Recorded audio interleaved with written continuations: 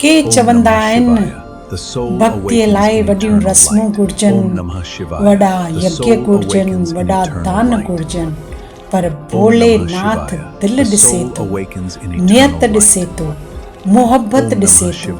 अचो अॼु हिकु शिकारीअ जी कहाणी सां इहो राज़ सम्झो। हिकु भेरो हिकु शिकारी अधु राति जो शिकार लाइ निकितो। सॼो ॾींहुं गुज़री वियो पर को बि शिकार न मिलियो। बुख भी लॻी, थक भी वधी रहियो। आख़िर हू हिकु वण ते चढ़ी वेठो। सोचाईं शायदि हिते को जानवर अचे।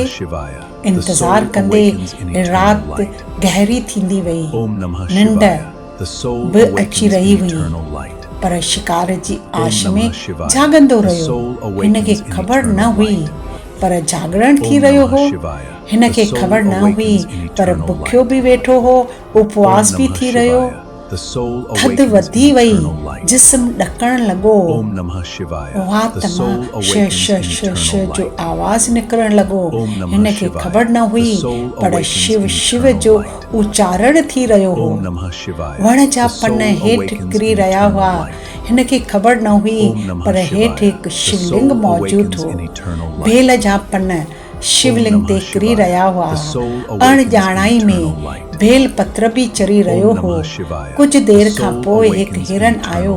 शिकारी ख़ुशि, आख़िर शिकार मिली वियो।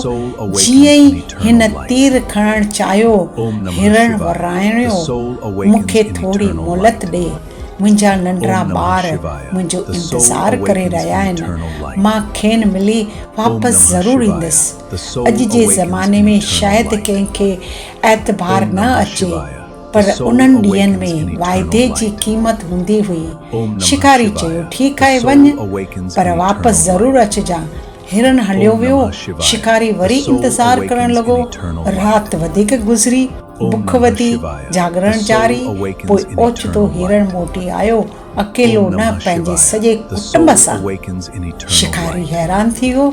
हिरन चयो, वाइदो कयो हो सो मोटी आयो आहियां। जेकॾहिं मुंहिंजो शिकार करणो आहे त करियो, पर मुंहिंजे खानदान खे छॾे ॾियो। इहो मंज़र ॾिसी शिकारीअ जो दिलि ॻड़ी वियो।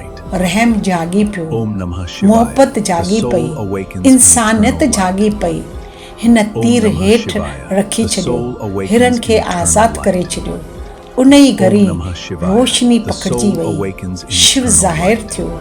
शिकारी हैरान, हिरन हैरान।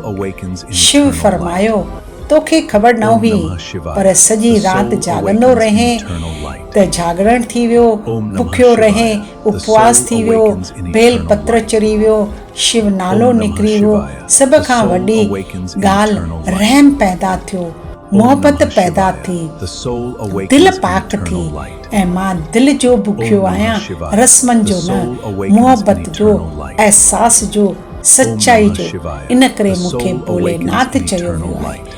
मां नंढड़ी सची यादि ते बि राज़ी थी वञां थो। शिवरात्रीअ जो राज़ बि इहो ई आहे, जागरण, उपवास, बेल पत्र, नशो। सभिनी जो मक़सदु हिकु ई आहे, परमात्मा सां सचो नातो, सचो तइलक, सची मुहबत। सोचियो छा असीं बि अहिड़ो सचो तइलक जोड़े सघूं था। ओम शांति शांति शांति।